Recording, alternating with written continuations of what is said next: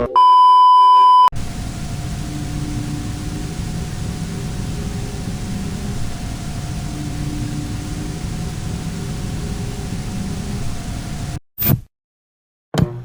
all the nights for the devil to visit, he chose one that was calm.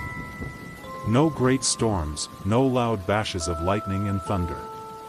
It was a quiet evening, cloudless, the stars blotted out by the lights of the city. I was on the late shift at the confessional booth. It was the 11th hour, and no one had yet come to use my services. I was nodding off in my chair when the door to the other side of the booth was pulled open. Someone stepped in, and sat down. I had heard no one enter the cathedral. The approach of a potential confessor was usually accompanied by great and echoed footsteps as they traversed the stone floor to the wooden cubicle. This one had come in so silently, that until the moment they pulled open the door, I had believed myself to be alone. I was still in a state of half-doze, so I blinked several times to wake myself and turned to view the confessor through the grate. I could not make out their face through the wooden screen, and the shadow which filled their compartment obscured most of their finer features. But I could tell that they were male, and that they were dressed richly. The confessor wore a suit that looked exquisite, and from the clinking sound his hands made, I could tell they were covered with rings. They glinted and cast strange warped light rays on the ceiling that reminded me of ancient worms wriggling in primordial ooze. "Good evening, Father." That voice. Smooth as oil. Like the glint off of a freshly sharpened knife, with the note of a coin just flipped. Pure, almost celestial in origin. It rolled pleasingly on my ears, and I was brought to ease. "Forgive me, for I have sinned. It has been eons uncounted since my last confession." Despite the smoothness of his voice, his words struck an uncertain chord within me. "That is an unusual beginning, my son." The man chuckled. "Allow me to explain, Father. I am Lucifer. I have serviced an expansive and varied area when it comes to saints and sinners." This was not the first time I had been in the booth and heard the person on the other side admit to being the devil. Most times, such delusions did not interfere with the process. I treated them as any other, spoke to them of their wrongdoings, and tried to give a modicum of hope that they would be made whole, that one day they would be free of their fevered mind. This man was different. It must have been the growing dread I felt at his arrival, but I looked at him more closely through the divider. His eyes found mine, and I saw them clearly, even though his face was still shrouded in the gloom. Brown irises so dark they were almost black. As I searched, I noted he bore none of the popular hallmarks of the Prince of Darkness. No horns, goat's hooves, or the smell of sulfur. This man had the smell of cheap wine, and the vestments of an investment broker, but in my heart, the truth of the matter grew like a weed. I could not deny it. I was convinced by the darkness the man had brought, and the unease I felt in the corners of my mind. It was the same primeval instinct that tells animals they are in the presence of a predator. He was not lying, my confessor. As sure as I would know the Christ if he walked through my door, I knew this being to be the devil himself. My mouth went dry. My mind went silent, and the only words I could utter were those which had been ingrained into me by habit. "Do you wish to confess?" The devil laughed. It was a soft sound, 2 parts pain and 1 part joyless mirth. It filled the whole space, but made everything feel hollow. When he spoke again, I noticed his voice slurred slightly, like one inebriated. "I suppose I have. It sounds odd even to me. I didn't know that I would come here until my feet took the path. I waited. My tongue had frozen to the roof of my mouth. I feared my immortal soul if I were to say the wrong thing to Satan. The devil took my silence as an offered compliance. "I hope you will understand if I do not make the sign of the cross, considering present company." "Quite all right, my son. Lucifer is fine, Father." I swallowed. I reminded myself I was in a place of God, that the devil held no power here. But still, I could not keep my knees from trembling beneath my robe. My heart fluttered within my chest with great entropy. "Very well, Lucifer. What do you wish to confess?" The devil went quiet. His head bowed in thought. I saw him gather his thoughts, and my fear left me enough so that the gesture struck me as odd. I had only seen such movement before in those humbled. I did not know the devil to be contemplative. Satan began to speak. I confess that hell is no longer mine. Do you mean that it has been saved through Christ? Even as I spoke, I felt foolish. The devil laughed again. I almost wish that were the case. Does that speak to how dire this situation is? But I suppose you already knew that.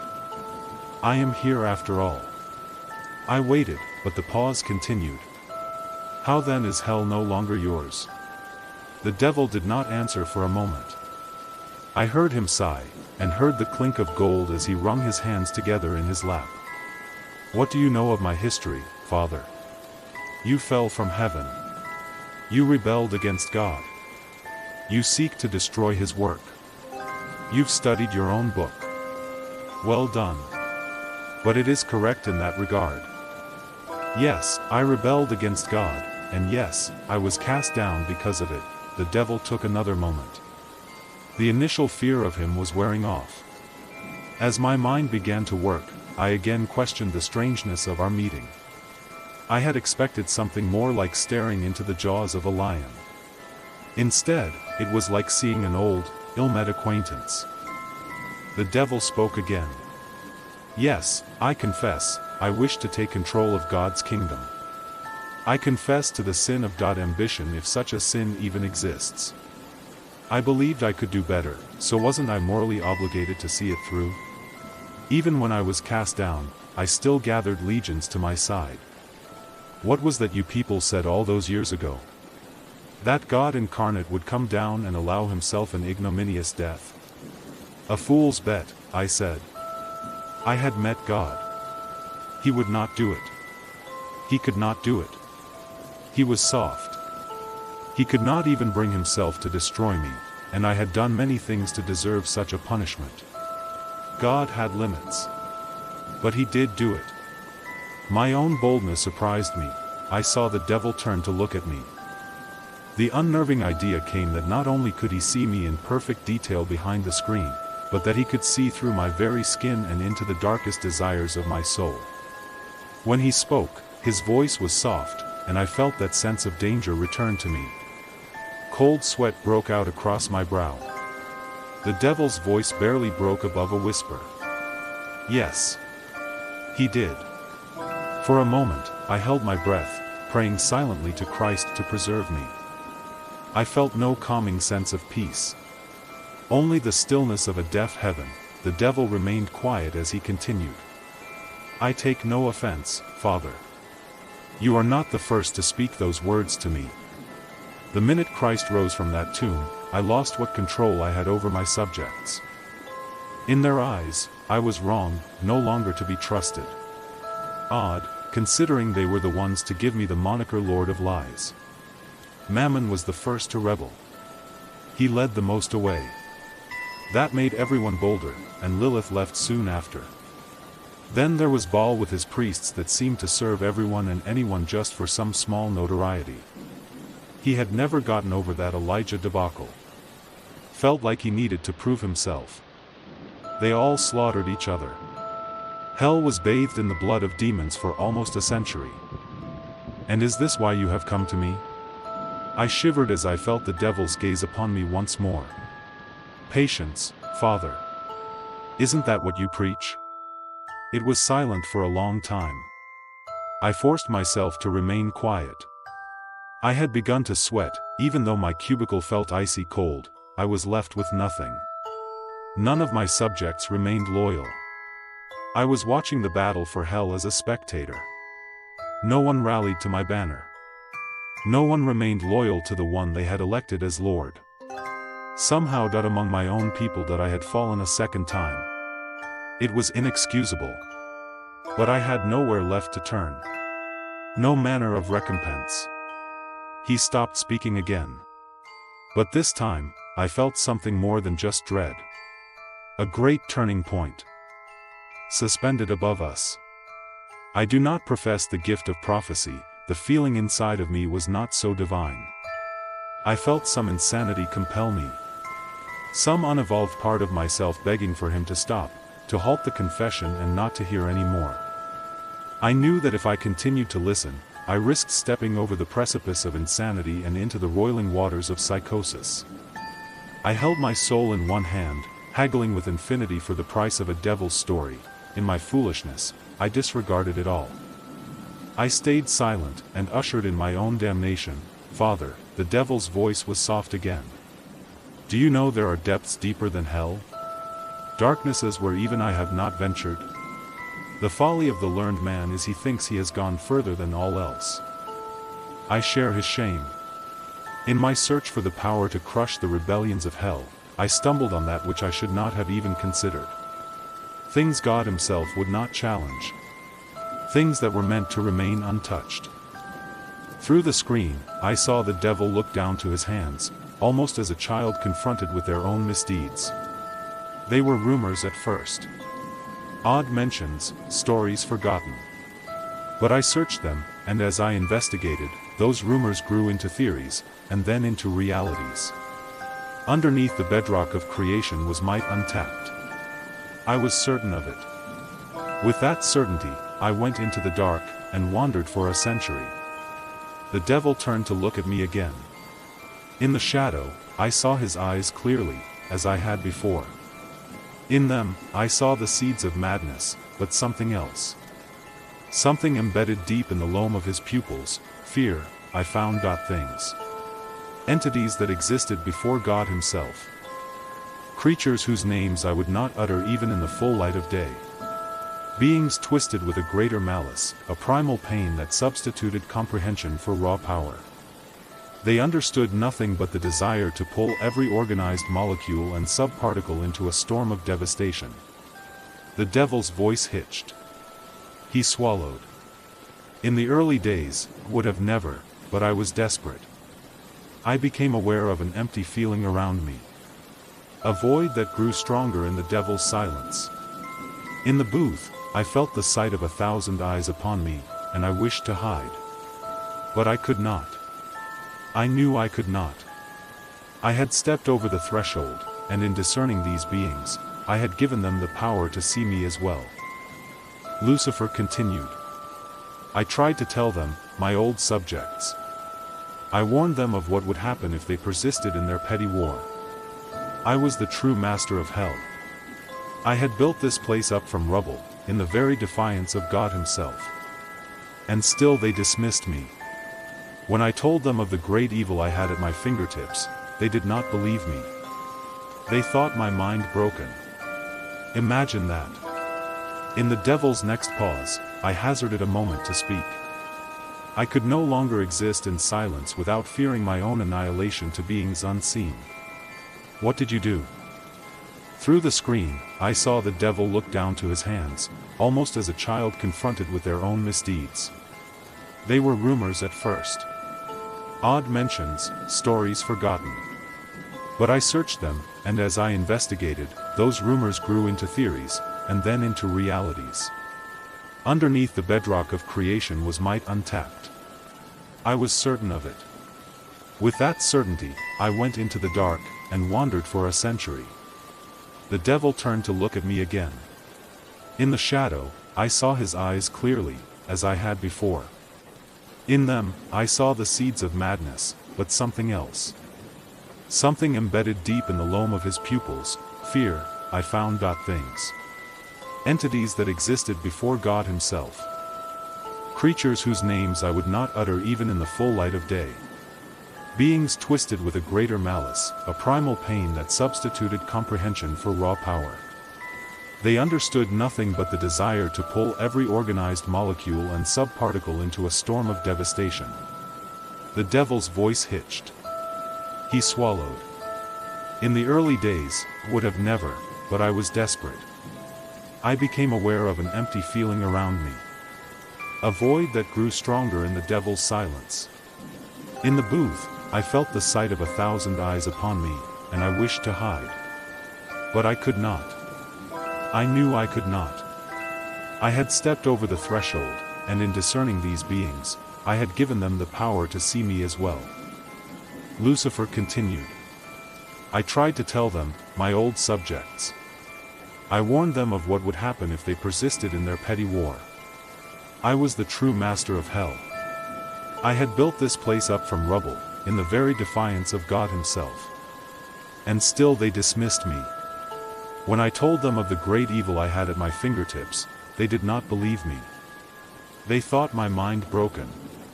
Imagine that. In the devil's next pause, I hazarded a moment to speak. I could no longer exist in silence without fearing my own annihilation to beings unseen. What did you do? The devil looked at his hands again. So childlike. I woke them. Unbidden to my mind leapt images of carnage. I do not know if it was a vision, but I saw hell reduced to rubble. I felt that void again. A twisting and roiling mass that made my mind race. I saw it grow to swallow the devil's kingdom, and felt its hunger as if it were my own. I felt my soul cry out in anguish as it was torn asunder by the feeling of chaos and nothingness. I knew if I persisted in this state for long, I would lose my mind, then all in a moment, I was returned to my booth, so swallowed up in what I had seen, I almost missed the devil's next words. And the slight tremble that they contained, all I desired was God's throne. I knew I could. I could be better. I could do better. Those beings which now inhabit hell. Those who now rule the destiny of men and gods. They are not like you or I. They desire neither control nor salvation. To them, both heaven and hell are so much detritus on the cosmic ocean. I heard the clink of gold again, and I assumed the devil was playing with his rings. I confess, hell is no longer mine. And soon the earth will no longer be God's. Nothing will. I stared at the devil through the screen. He looked at me, and in his veiled countenance, I saw the true misery of damnation. What I had thought was a terrible joke, a trick, was in fact the most sincere form of remorse from the Prince of Darkness. A sin that even he felt the need to confess. The devil looked at me again, and I could tell we both felt empty. For what it's worth, I apologize, Father. I had hoped to rule this world. Now, I must watch it crumble. It will end in smoke and rot.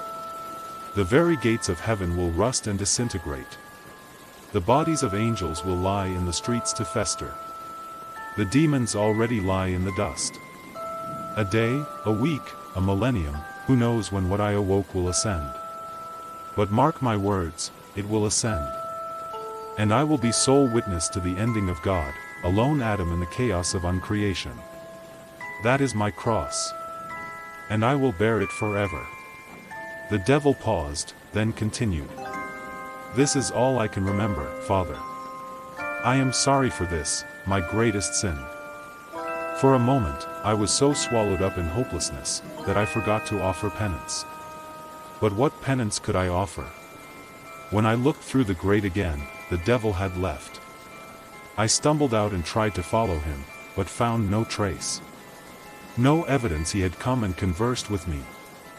That he had confessed to the imminent end of everything, I do not know if I crossed the threshold of insanity that night, or the night following. After the devil's confession, I went home and slept through the day and into the next night. In my sleep I had a dream. I wandered in the dark. Great things moved around me. Things with slithering bodies and many limbs. Small perverse things with claws that bit and tore. Creatures with terrible wings, bodies made up of concentric circles upon circles that defied all logical thought.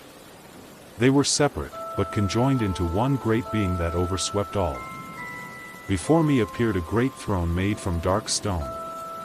I set myself thereupon, and was swallowed up in the whirl of things known and unknown. I felt the chair beneath me crumble, and great cracks open up in my own body. My blood spilled and was turned to steam by the heat of the great and terrible ones that then brought the entire scene to an abrupt nothingness. And once there was nothing left to tear, rip or destroy, they left. Only the void remained. In that freezing vacuum, I passed 1,000 years, then I awoke. I am no prophet. I do not pretend to know if such things are portents to come. I know I am insane, but the devil promised that those below would ascend. I wait in dread for that day, the day the Lord of Hell promised would come with fear in his eyes.